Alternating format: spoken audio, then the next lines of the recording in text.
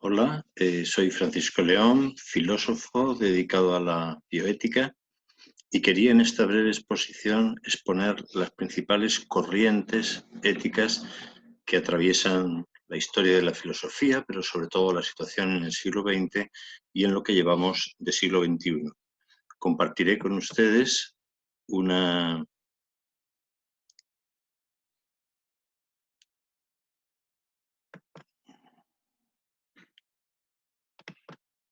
presentación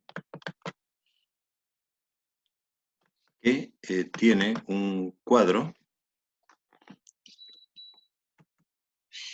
con el que podemos resumir estas corrientes.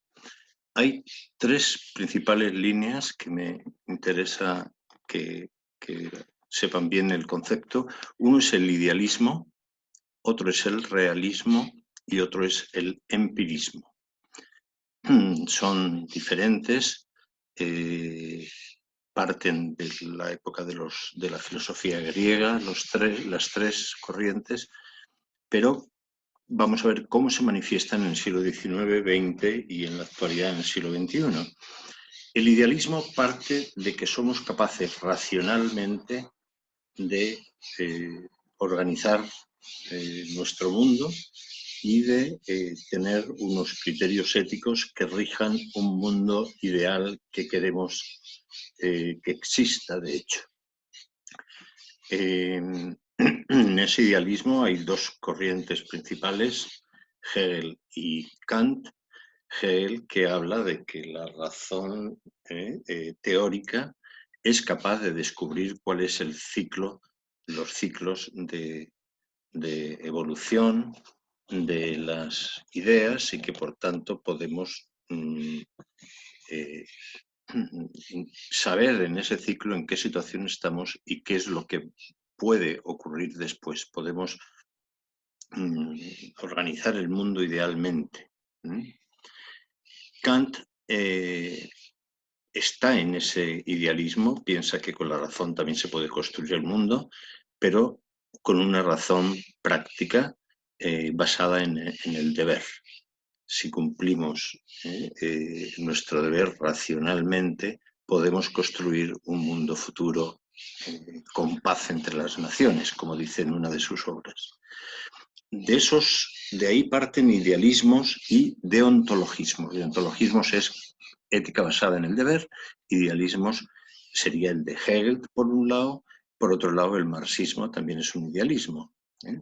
Podemos construir con la razón, basado en el conocimiento del desarrollo material y de las raíces económicas que tienen todos los fenómenos políticos, sociales, culturales, podemos impulsar la historia para conseguir un mundo nuevo, sin clases. Es un idealismo también.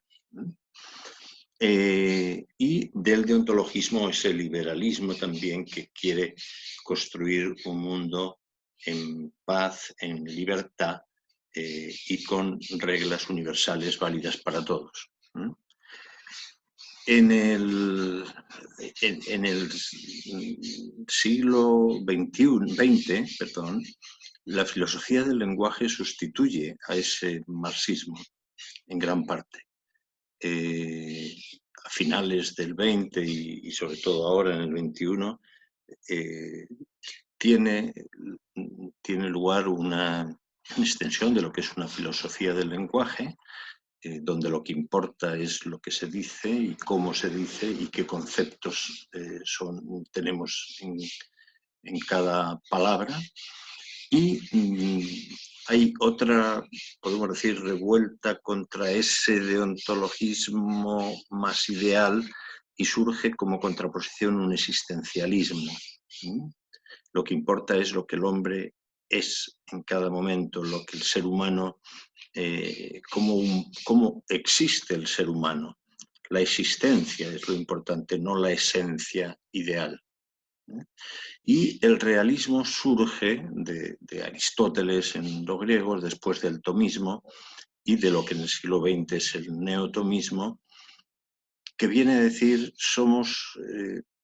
tenemos una raíz social, cultural, donde nos integramos y por lo tanto no somos pura razón, también somos comunidad.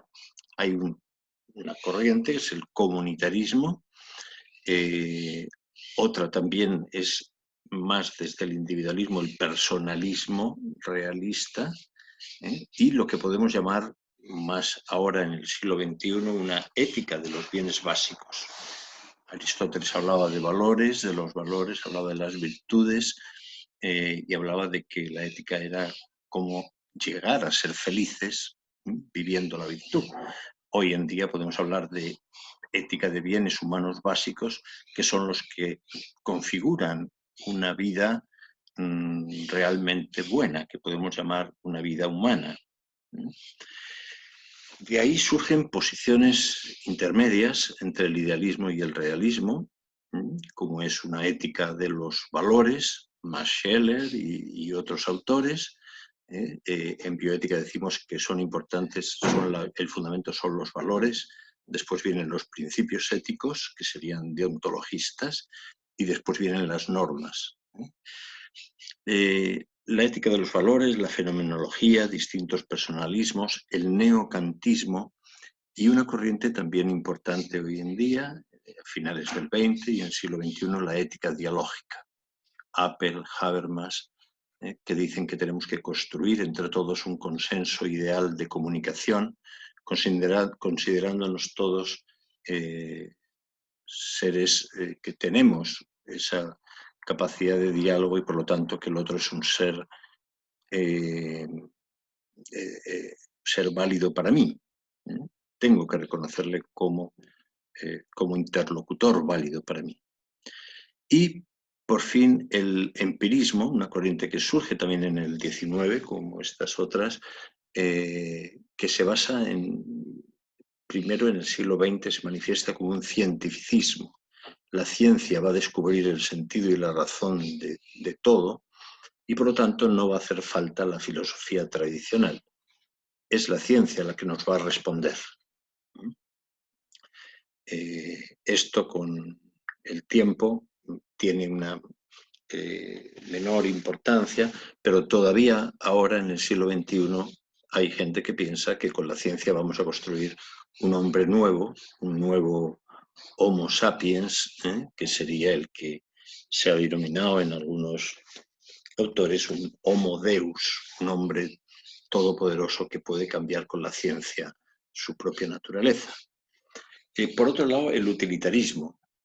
Stuart Mill, Bentham. Lo importante en la ética no es los bienes que están en juego, como en el realismo, no son los deberes o esos deberes ideales que tenemos que tener en el idealismo, sino que lo importante es la utilidad de la acción. Por lo tanto, lo importante es conseguir hacer el mayor bien o dar el mayor placer al mayor número de personas posibles. Ese utilitarismo cala y, sobre todo a finales del 20, se traduce en un liberalismo economicista, en lo que luego en el 21 hemos llamado un neoliberalismo global que pone lo económico, es un liberalismo economicista, pone lo económico en primer lugar, el desarrollo como principal meta y la utilidad, el responder a los intereses de todos como principal norma ética. Creo que estas tres son las que comportan ahora nuestro mundo.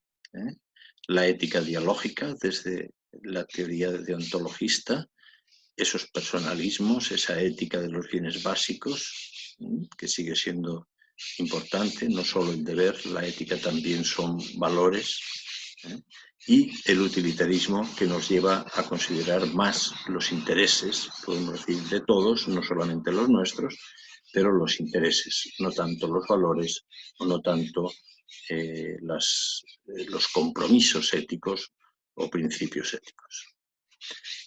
Bien, muchas gracias y con esto me despido de ustedes.